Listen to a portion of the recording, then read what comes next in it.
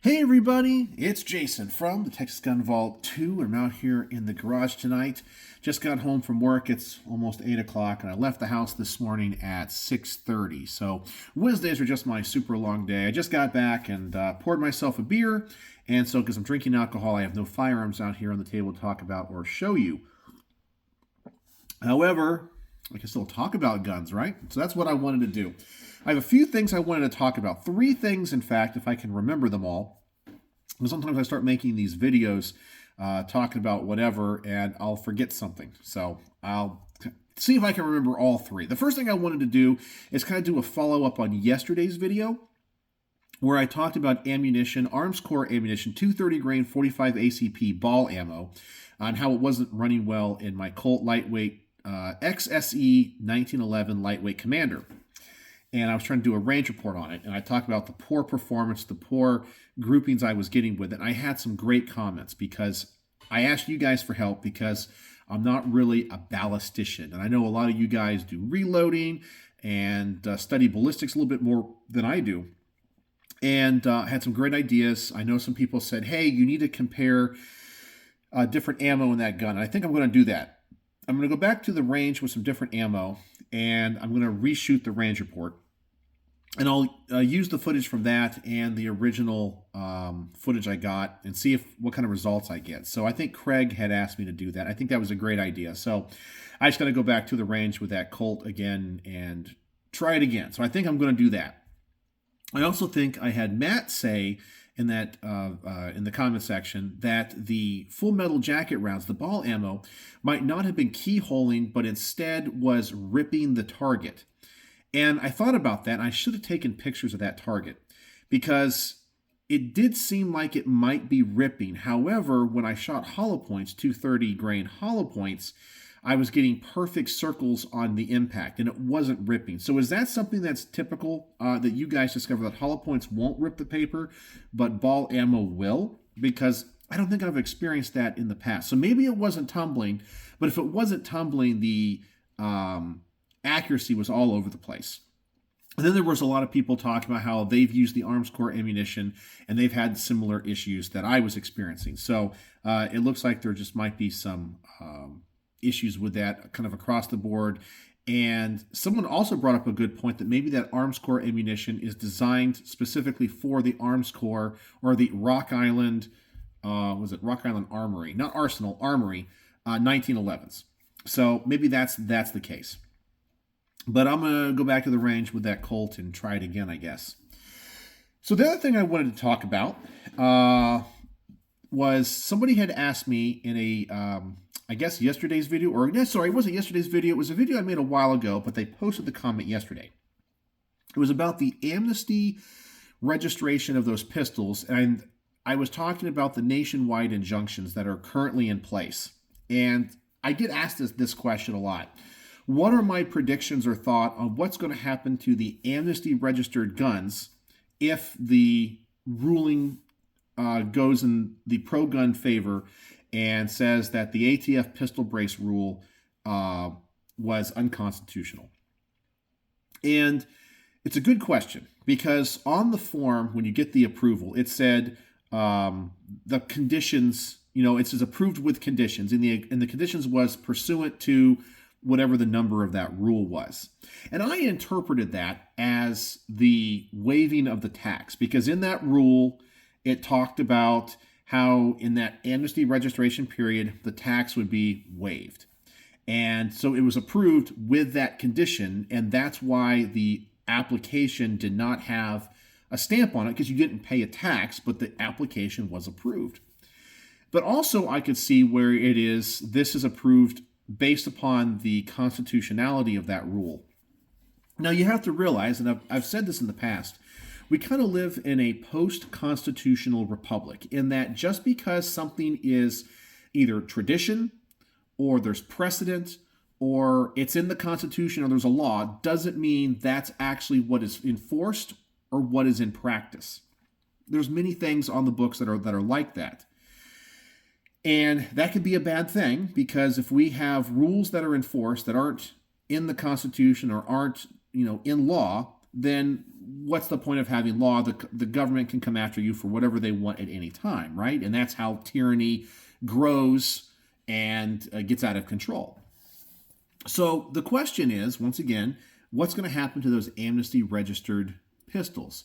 Well, I think there's a few things that can happen. Now, number one, I think would be believe it or not, I think the least likely one, but it's the one I think a lot of people actually think will happen, in that if the rule is found to be unconstitutional, that all of the applications for the amnesty registration will be voided, meaning like they were not, they're no longer SBRs, they're now pistols. I don't think that's what they're going to do. Even though maybe on paper that's legally what should happen, I don't think the ATF's going to do that for a number of reasons.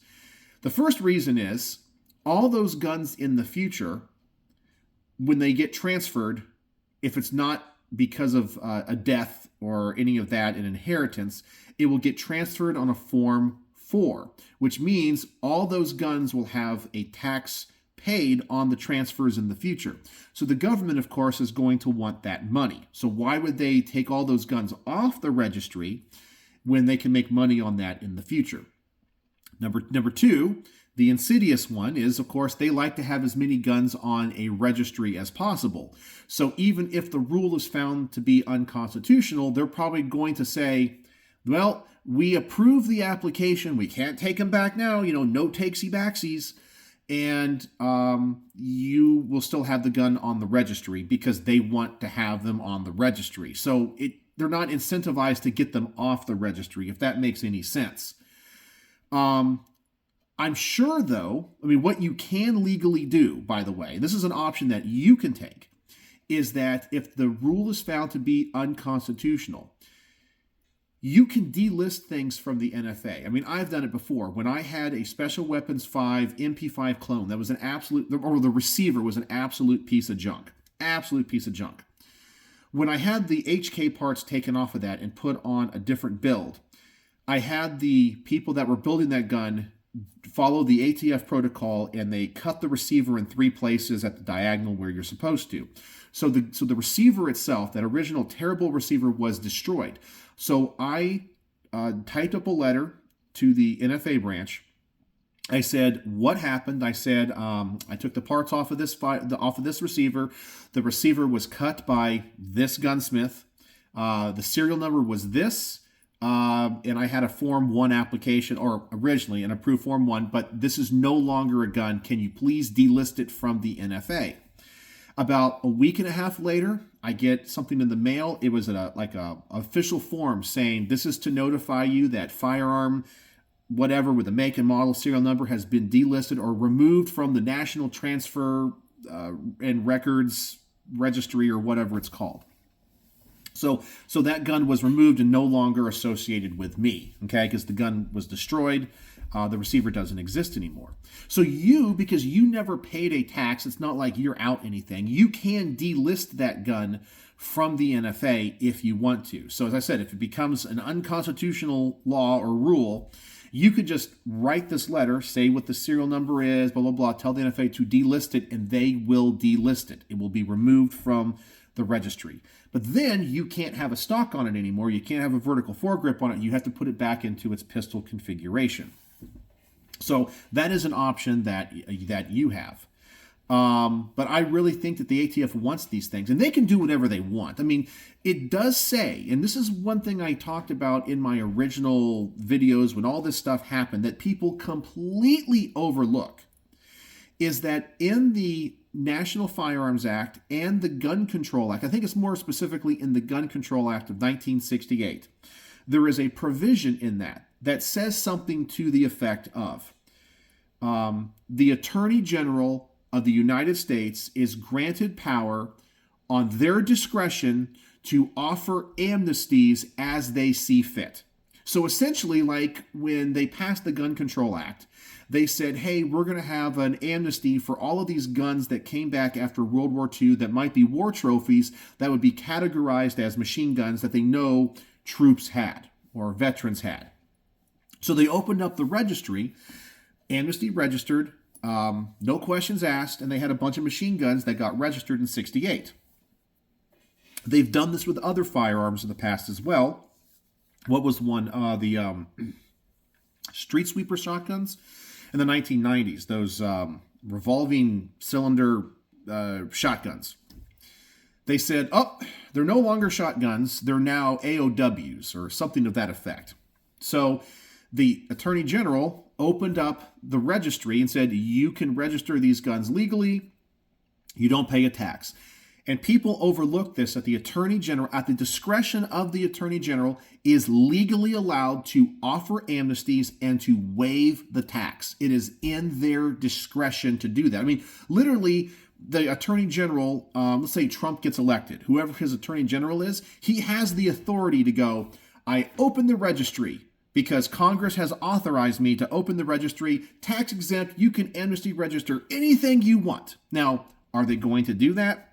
No, they're not going to do that. But it is in their legal authority. So all these people that go back and look at this law and go, the ATF can't waive the tax. They're not legally allowed to. Yes, they are in the 1968 Gun Control Act. But people want to overlook that. They want to say, this is unconstitutional. It's not by the law. They're going to, it's a big trap. They're going to come get you. Nobody got arrested or any of that. But anyway, I was right on all that.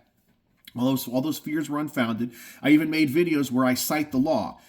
Two important things in the 68 Gun Control Act that I already mentioned. One, the Attorney General can amnesty register any or offer amnesty at any time he wants for anything he wants. But also, no application for an NFA registration can be used in a criminal investigation. So if you tried to right now, let's just say your granddad brought home a World War II machine gun, okay, and it's in your attic, and it was never amnesty registered. If you fill out a form with the NFA branch saying, I have this Thompson M1, okay, a Tommy gun from World War II, and I want to register it, and they'll get the application, and because you can't register anything, after 86 and all that, it wasn't amnesty registered, they're going to deny it. You're going to get a disapproval. But the one thing you're not going to get is an ATF officer coming to your house, because legally they cannot come to your house, because anything on an application for an NFA registration cannot be used in criminal investigations or proceedings. It's in the law. I've cited the actual text. So you can virtually tell the ATF NFA branch, I have this machine gun, I want to register it. They will disapprove you. But the one thing they cannot do is come to your house and go, we hear you have a machine gun, because that is illegal. I know, it's absolutely bonkers. It's absolutely crazy for some people to think that that's possible. Yes, that is actually in the law. So that's it. I mean, maybe they'll come to your house and want to ask questions, but they can't get a search warrant. They can't arrest you on suspicion. It's not probable cause for them to just come into your house. None of that, So that's in the law. And that's in the law. So I really think that if the rule is found to be unconstitutional, you're going to see nothing happen. I mean, maybe the ATF would offer at the most, if they were really generous, which I don't think they would be. They may email people and go, well, it was unconstitutional. If you wanted to delist yours, here's how to do it. But they want them on the registry anyway. Plus, when it comes to many of these forms, once it's approved, there's no takesy-backsies. Because if they approve, for example, let's just say they approve the creation of a silencer, okay? Let's say you want to make a homemade silencer. You fill out the Form 1, you submit all the documentation you're supposed to, and they approve it. You get the approval back, you manufacture or make the suppressor. And then 2 years later, they come back and go, well, we didn't mean to do that. We needed to. Well, now they have to, if they confiscate your property, well, they have to have a legal reason to do so. And they're going to have to compensate you for it, because they just can't, there's no takesy-backsies. The whole point of that application process is for them to give that final approval. And I think once it's approved, it's on the registry, I don't think anything's going to happen unless you want to personally remove it, which, as I said, you can legally do it. There's no form for it. You just type up a letter and you can scan it, you sign it, and you submit it to nfafax.gov. No, sorry, not nfafax.gov. It's nfafax at atf.gov or something of that nature. You can go find it online. That's like their email address. You just email it to them and they'll take it all off the registry for you. So that's what I think's going to happen, okay? But I think they also understand that when they gave the approval for all these firearms, they know that people were changing out braces, they were changing out stocks. All this stuff now has probably moved, just like I did with my 9mm AR-15 pistol, right? It now looks completely different. I put on a stock, I made it into a retro build. It's completely different than what it was because I amnesty registered the receiver. But anyway, that's what I think's going to happen. So all the people that are all worried now that it's funny because people were all worried about the registration in the first place, and now people are worried about what happens to their registered guns if it's overturned. It's like, hold on a second, we've done like a 180 here. What's going on? But I don't think you really have anything to worry about. You're not going to get an email. You're not going to get a letter in the mail. You're not going to get anything. Probably they're just going to say, well, we approved it. If you wanted to delist it, you can, but they'd rather you have it on the registry anyway because they get tax money in the future for it, for all transfers, and it's on a registry. That's what I think is going to happen, and it's all within the purview of the Attorney General to do those things. So there you go. It doesn't matter if it was part of that rule or not. Like the Attorney General tomorrow can just wave a magic wand and say, all homemade silencers that are unregistered, there's an amnesty registration for them. He can legally do that. He's not going to, but he has that legal option. So that's just what they're going to say is that's just what the amnesty was.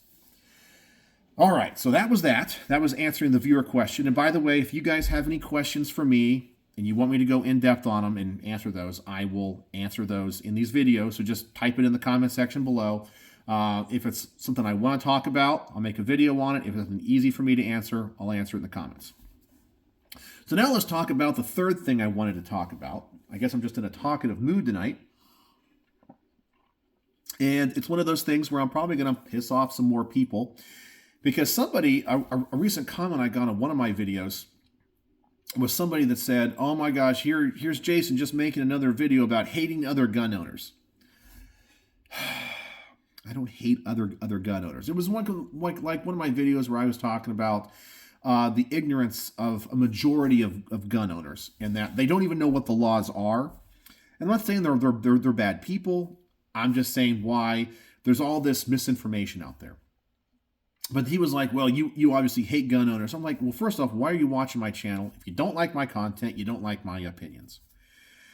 But this is what I'm about. I'm about being real on this channel because I want to give my honest opinions because I feel there's not enough of that out here in the GunTube universe. Everybody feels like they have to toe the line. Like, everybody complains about some content creators that either they're clickbait just to get views and clicks and make money, or every gun that they review is a positive review because they don't want to piss off Ruger or Colt or Daniel Defense or whoever is giving them the guns or SIG or whatever. So in order to keep that coming, they're just going to give positive and more positive reviews, which I think are legitimate criticisms. But I want to be real here. And I hope you guys see that on my main channel. There are some guns I absolutely love, some I hate. Some I think I'm going to love that I hate. Some I think I'm going to hate that I love, And I go on this journey with you, and I try to be real. But I also have these other thoughts. It's part of my personality type. I've mentioned it before. I'm an INTJ, and I'm not a borderline personality. I'm an INTJ. If you go and read about INTJs, it is me to a T. Like, if you tell me that I have to do something, well, that is the quickest way for me not to do that thing. Or vice versa. If you tell me something is impossible, like that can't be done, well, with enough time, perseverance, and intellect, trust me, it can be done. All problems can be solved with enough willpower. So don't tell me something's impossible or that I can't do it. So I'm real. And I'll just tell you guys what I'm thinking. I know that some people are going to have different opinions than me. I don't like authority. I hate nepotism. And that's why I'm kind of a libertarian on a lot of this stuff. I'm all about meritocracy. I believe that if you have the best idea and you're most qualified for the job, you should get that job. So Here's the thing I'm going to say. It's going to piss off some people. Do you guys know what the Gundies are? The Gundies, if you don't know, are like an annual, I guess, some type of like award that's given out to like people in the gun industry, gun YouTube, gun writing, gun influencers, just the gun community in general for various things. It's like it's kind of like the Oscars or the Academy Awards for guns, okay? It's kind of a new thing. I think it's about, 4 or 5 years old or whatever. And there's a lot of categories, especially for people on YouTube. And I was going through my Facebook feed today, and one of my friends, who I really think he's a fantastic writer, I like him a lot. He's on my personal Facebook. He's called me. Him and I have interacted. His name is John Petrolino. He's a very prolific writer. He writes for, I think it's Ammo Land. He writes for a bunch of different websites. He's written books on firearms. Just a very well-connected, very prolific writer in the gun community.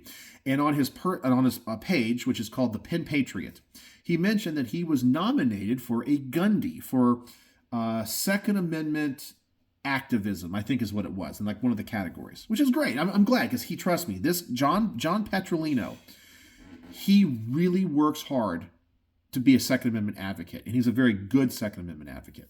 But anyway, he was nominated for this award. And so I was curious, because I've always thought that the Gundies were stupid because they're not really merit-based. Not saying that John Petrolino doesn't deserve it.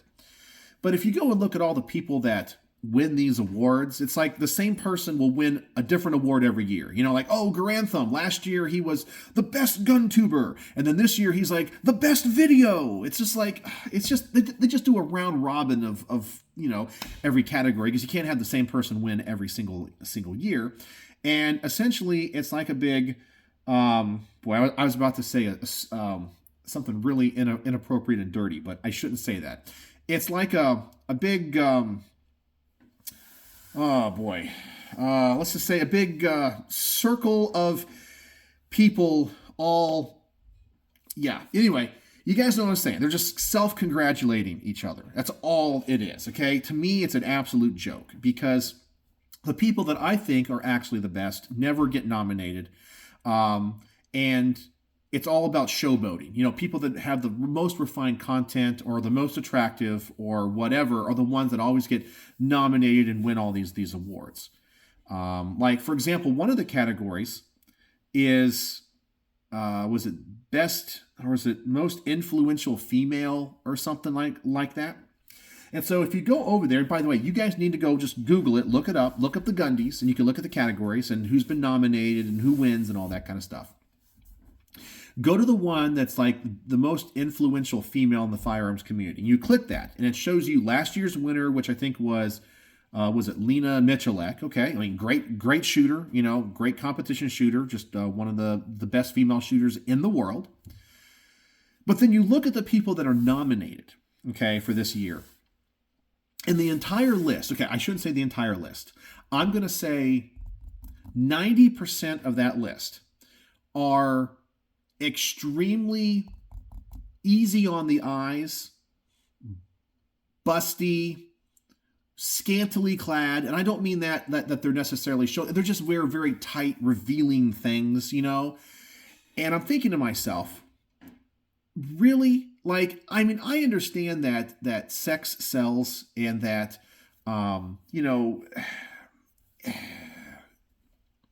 being attractive in this world can really help you a long way. But I like to think that the gun community is above that. In that, I mean, don't get me wrong, okay? I like boobs as much as the next guy. Trust me, I'm all about that, okay? But there's a time and a place for it, right? I mean, if you guys want to go see boobs, go to Pornhub, right? I don't want to see that on gun YouTube. I just want to see guns. I want to see good gun content. I want to get good information. I want to see that.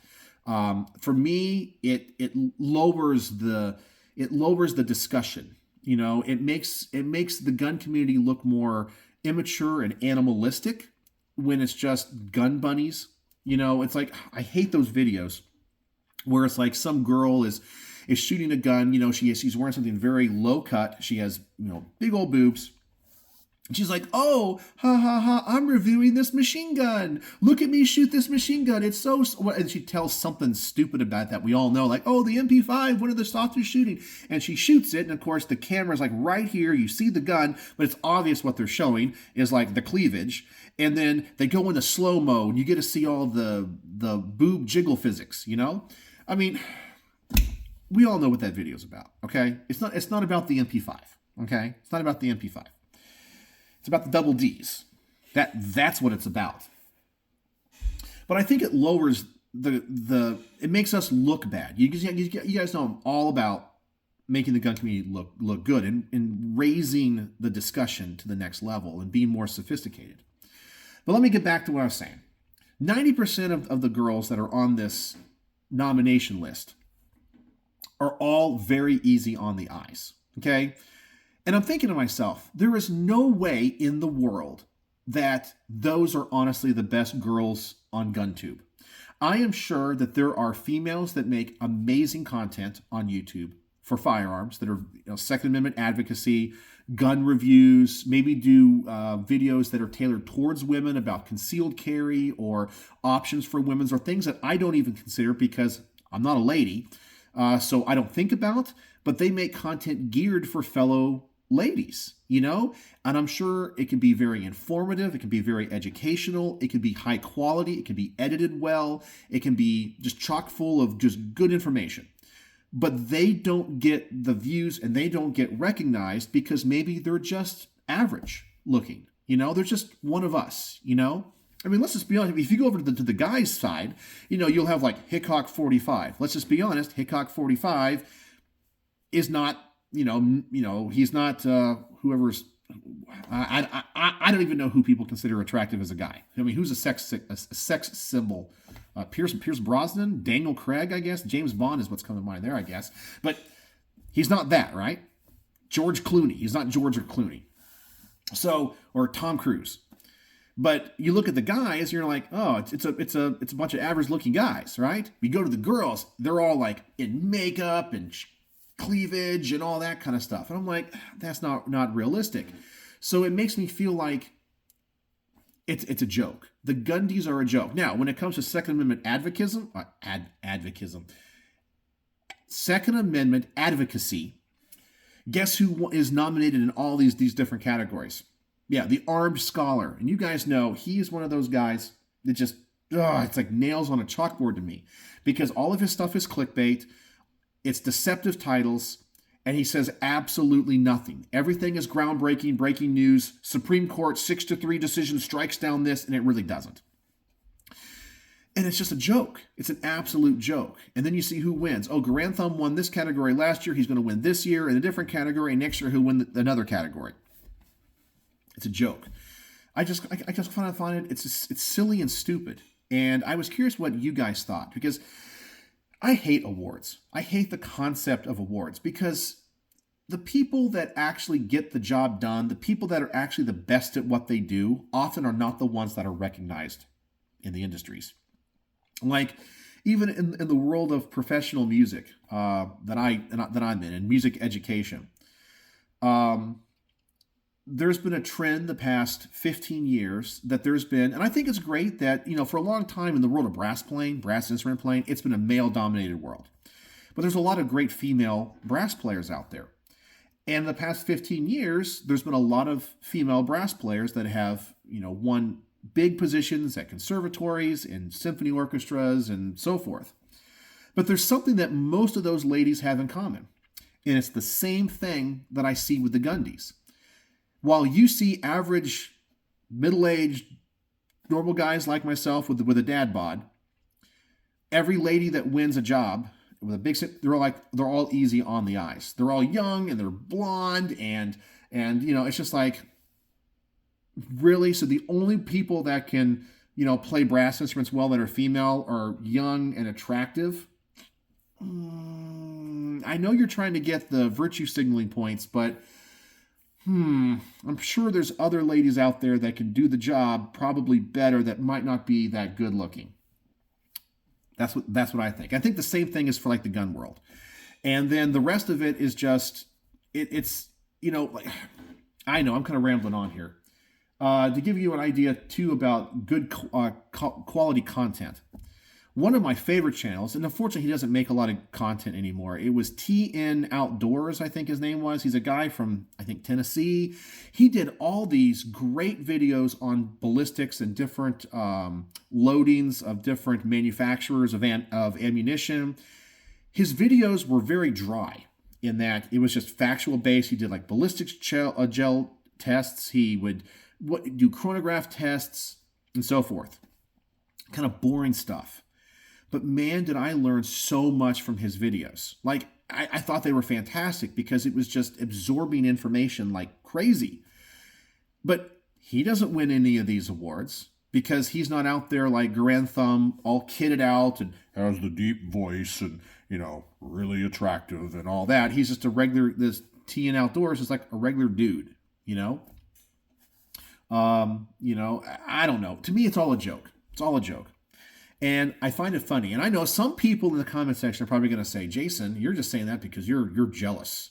No, I really am not jealous because I'm this way in the world of music too. I find that, as I said, award ceremonies, all the pomp and circumstance that goes along with them, it's all silly and stupid and often is not actually recognizing people that have earned things, you know. But that's just me, my opinions on this. You're free to disagree, and you guys can tell me in the comment section. But that's just the trends that I'm noticing, and I think the Gundies are an absolute joke. And I was curious if you guys were even aware of them, and if you are aware of them, do you guys think they're a joke too, or do you think they're very legitimate? I would love to know. So I know this video kind of went on for a while, but that's what I wanted to talk about tonight. So ballistics on my Colt 1911 and the Arms Corps ammo. Then I talked about, of course, the Gundy Awards.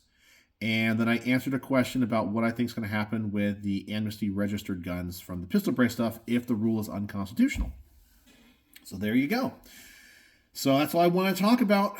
Anyway, thanks for joining me in the garage again. I know I've been talking now for 32 minutes and 16 seconds. So let me wrap this thing up because you guys love the word of the day. So let me think about what the word of the day could be. I think, maybe I should go on the naughty side. Let's go on the naughty side because I talked about boob jiggle physics. Use the word jiggle. That's a good word of the day, so I know you made it to the end. So anyway, hope you guys enjoy these discussions, and I look forward to anything you guys want to add to it in the comment section. And if you have any questions you want me to answer, let me know. And if it's one that I can expand into a video, I'll do that. So hope you guys are having a wonderful evening. I'm going to go ahead and finish this beer, go in, do a little bit of emails for the Texas Gun Vault, and probably go lay in bed and watch some YouTube myself. So hope you guys have a wonderful evening. So, as always, thanks for watching.